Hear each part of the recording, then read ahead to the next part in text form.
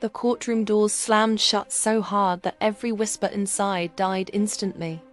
The judge hadn't even sat yet, and already the air felt heavy, like something ugly was waiting to be exposed. Everyone in that room believed one thing, that the man standing in handcuffs had murdered his wife, and the woman who was about to defend him had no idea she was walking straight into the most disturbing case of her career. My name is Ava Reynolds, criminal defense attorney. I don't believe in innocence or guilt. I believe in evidence. But this case didn't just test the law. It tested reality itself. It started 3 days earlier at 2:17 a.m. I was woken up by my phone vibrating violently on my nightstand. Unknown number. I almost ignored it, until I saw the message preview. He didn't to kill her. She's not who you think. I picked up. Silence. Then the line went dead. By 8 a.m., I was sitting across from Daniel Cross, a man accused of brutally murdering his wife, Lena Cross, inside their own home. The photos were already everywhere. Blood on white marble floors. A kitchen knife. A marriage that looked perfect on Instagram, shattered overnight. Daniel didn't look like a killer. But then again, none of them ever do. He was pale, exhausted, eyes sunken like he hadn't slept in days. His hands shook, not from fear, but from something deeper. Confusion. Shock. They think I snapped, he said quietly. That I lost control. Did you? I asked, watching his pupils, his breathing. He shook his head immediately. I loved her. I still do. That was line number 1 in every murder case. But then he added something no client had ever said to me before. She planned this. I stopped writing. Planned what? My arrest, he whispered. Her death. I leaned back. Daniel, listen carefully. If you're lying to me, she isn't dead, he said. Not really. That's when I thought I'd made a mistake taking this case. The prosecution's version was clean and brutal. Daniel and Lena argued late at night. Neighbors heard shouting. Security cameras caught Daniel's car leaving the house at 1:42 a.m. At 1:58 a.m., emergency services received a call from him, hysterical, saying he found his wife bleeding on the kitchen floor. Knife wiped clean. No fingerprints but his. Motive? Financial stress. Life insurance. A crumbling marriage behind closed doors. Open and shut case. But something felt off. At the crime scene walkthrough, I noticed details no one else seemed to care about. The blood splatter wasn't chaotic. It was controlled. The kitchen showed no signs of struggle. No overturned chairs. No broken glass. And Lena's phone. Missing. She always had it on her, Daniel told me later. Even in the shower.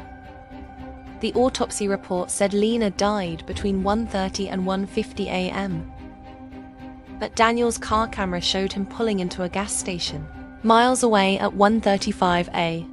The prosecution said he killed her first, then left to create an alibi. But the timing didn't breathe right.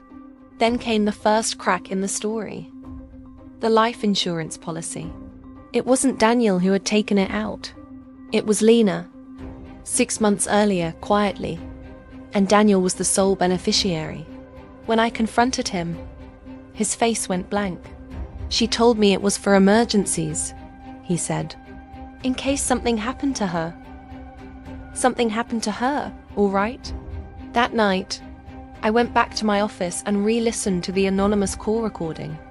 I'd asked my tech guy to recover it.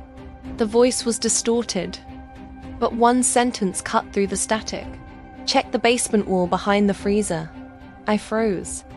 The Cross house had a basement, but the police report never mentioned a freezer down there.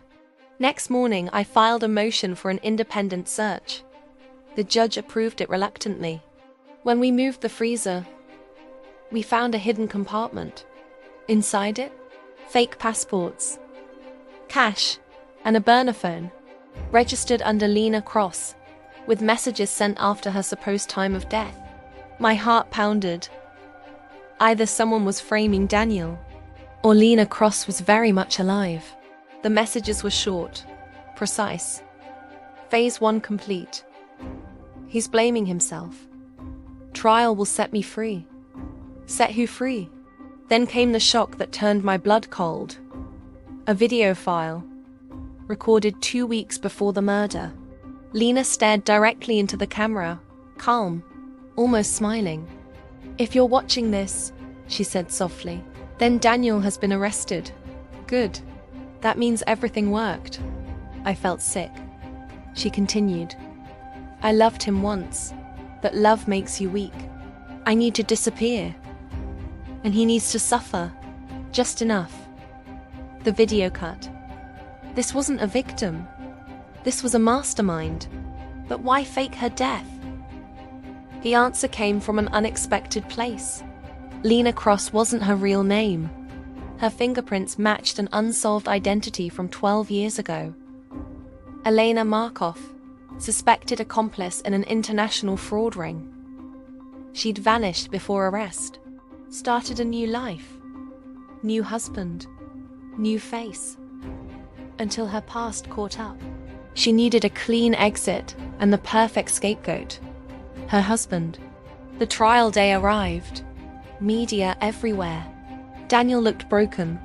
The prosecution painted him as a monster. Then it was my turn. I didn't say much. I just pressed play. The courtroom watched Lena's video in absolute silence. Gasps. Whispers. A dropped pen echoed like a gunshot. The judge demanded a recess. But before it could happen, a bailiff rushed in. They had news. A woman matching Lena's description had been arrested at the Canadian border, carrying Daniel's life insurance payout in cash. Alive, uninjured, smiling. When Daniel heard, he collapsed into tears. Not of relief, of betrayal. The charges were dropped that evening. Lena Cross, or Elena Markov, now faces multiple charges: fraud, obstruction, attempted framing, psychological abuse. As for Daniel, he walked out a free man, but not an unbroken one. And me? I learned something no law school ever teaches. Sometimes the biggest surprise isn't who committed the crime. It's realizing the victim was never the victim at all. And the most dangerous killers don't use knives. They use trust,